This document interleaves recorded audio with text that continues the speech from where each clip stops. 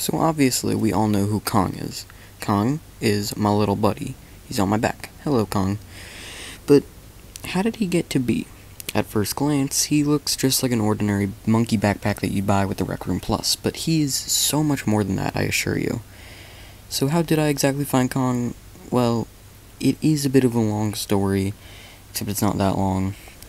But essentially, I was in the jungle looking for this mysterious artifact known as the Golden Milk. It had the power, just one single drop, to make anybody eternal. It was so cool, and obviously I wanted it for myself. So what did I do? I geared up my safari stuff and set out to the jungle. Little did I know that I would actually find there my best friend. How did I exactly tame the wild beast? Well, that's what you're actually about to see. Alright, the milk statue.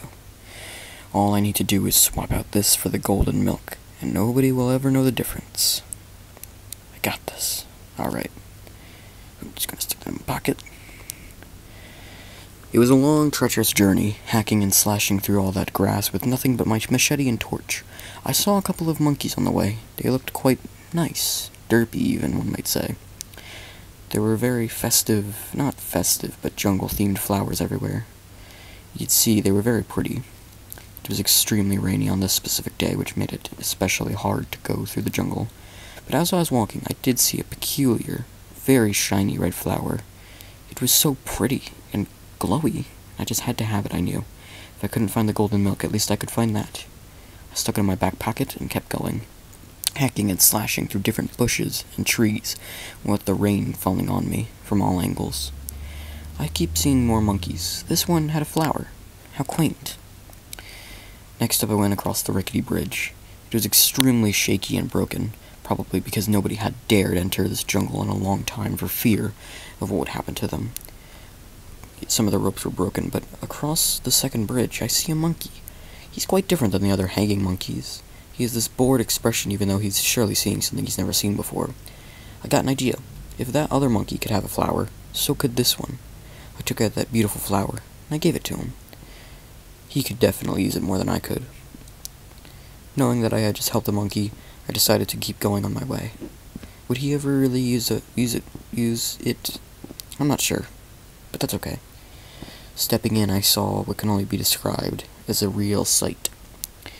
There were cages and skeletons everywhere. A cage had dropped out, but it was clear that the escapee didn't make it very far. It's a good thing I didn't try coming through the ceiling, or I would have ended up like him.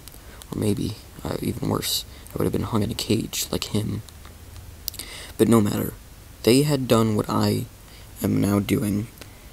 And I have read up. I've done everything I can. So here it goes. Swapping out the milk. Come on. There was a little bit of shaking in the ground, but other than that, I felt fine. I had the golden milk in my hands. This needs to be open and cherished with friends, I thought. I needed to wait and get home before I dropped it. I said goodbye to the lifeless skeletons, and I set off on my way. Gotta be careful of that lava. But as I stepped out, I saw something. A giant jungle monster that can only be described as huge and petrifying. But wait, what was that on top? Something bright. It was the monkey with my machete? How had he gotten that? But he had slain the mighty beast. It was insane. I scooped up the monkey. I was very thankful. And he, with that same bored expression, looked back at me. I decided, you know what, maybe he's not so bad. I threw him up on my back, and I set out. It was only then I had remembered. The golden milk. I have it still. And I set off, leaving the jungle. Oh, man. So that's pretty much it. That's my entire story of how I found Kong. Well, actually, it's more like how he found me. Except not really found, it's more like he saved me, but it's pretty much the same thing.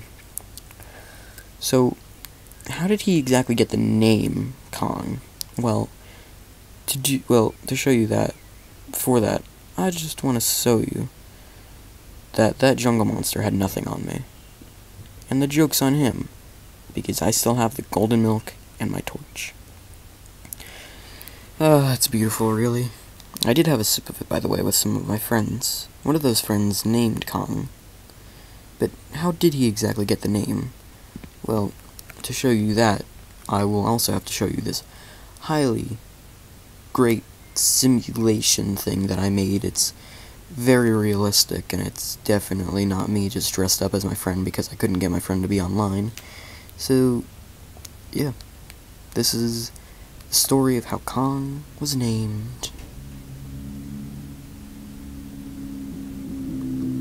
I think you should name him Kong, because he hangs on your back like King Kong. Ah, yes, that was Cool Guy 1, 2, 3, 4, 5, 6, 7, 8, 9, 9, 9, 9, also known as just Jeremiah. So, that's his name, Kong. Is it a very creative name? I think so. I have met some people who say that it's not very creative, but I have gotten a laugh everywhere I go. It's not every day you see someone with Rec Room Plus, and it's especially not every day you see someone with Rec Room Plus who also has a monkey on their back. Why don't more people use the monkey backpack? I'm not sure. I like it a lot, I really do. It confuses me a little, but I guess having a monkey on their back is just not for everyone. Certainly for me, though. Otherwise, I wouldn't have kept him this long. Anyways, that's pretty much it. How many goofy, wacky adventures have me and Kong been on? Well, you could just look through all the Rec Room episodes except the zombie apocalypse and the basketball one. Not the basketball, the Halloween one. Why wasn't Kong in the zombie apocalypse one? Well, that's a bit of a story for another day, but in the meantime, I should probably move that torch because I don't think it's safe for it to be by all that wood. See ya.